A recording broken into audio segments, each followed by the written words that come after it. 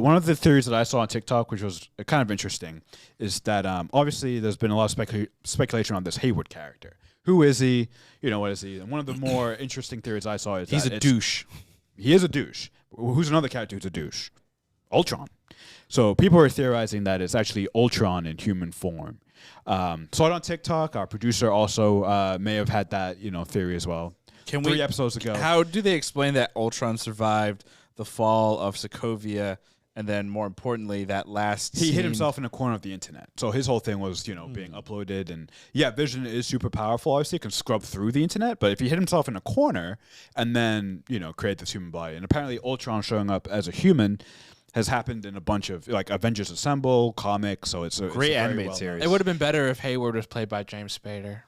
That's Vision. Then too right off the right off the bat. And also the fact that he was going after Vision at the beginning, that he wants the body back. He wants his vibranium body back, basically. So that would be the motivation. Mentions it this episode.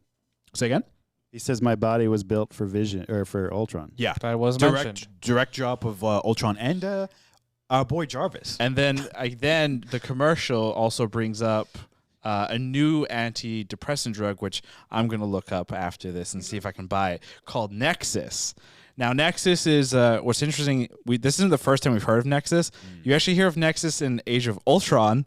It's the central hub in I want to say Poland. Thing? No, the central internet hub where all the internet flows through. That's right. And it's called the Nexus. Oh, yeah. So, if your theory about Hayward, I mean, Ultron, the only thing that makes it a little tricky is the commercials, or we've been led to believe that the commercials that we see are a piece of this hex thing, which means it would be attached to Wanda/Agatha. Yeah. So I don't know if it makes sense in the context of Ultron and the Nexus and it being mentioned there. But the Nexus is also in Marvel referred to as a interdimensional space that connects multiverses, which also sounds like a wonderful way to relieve depression, because if you were to ever go there, you'd probably be so freaked out. What if it's an Ultron from a different dimension? Right. Or because Marvel is Avengers Assemble, the animated show, actually has an Ultron from a dark universe, wherever that goes through the Nexus to get into the. Or a darker Ultron. Yeah, he's like a weird. He's like a weird, pretty dark already. interdimensional, weird-looking creature thing. I mean, I would assume. I mean, it's an interesting theory, and there's a lot of really valid points to it. But then, Kevin Spacey was in the cast for WandaVision. Kevin Spacey is in the cast for WandaVision. Kevin Spacey? Hmm? Kevin. You mean? Yeah, it's not Kevin Spacey. James Spader. James Spader. Wow. Kevin Spacey ain't gonna be in a Marvel property. Wow. Yeah, I can tell you that. That's the big reveal that Paul Bettany was talking about. Well, oh no.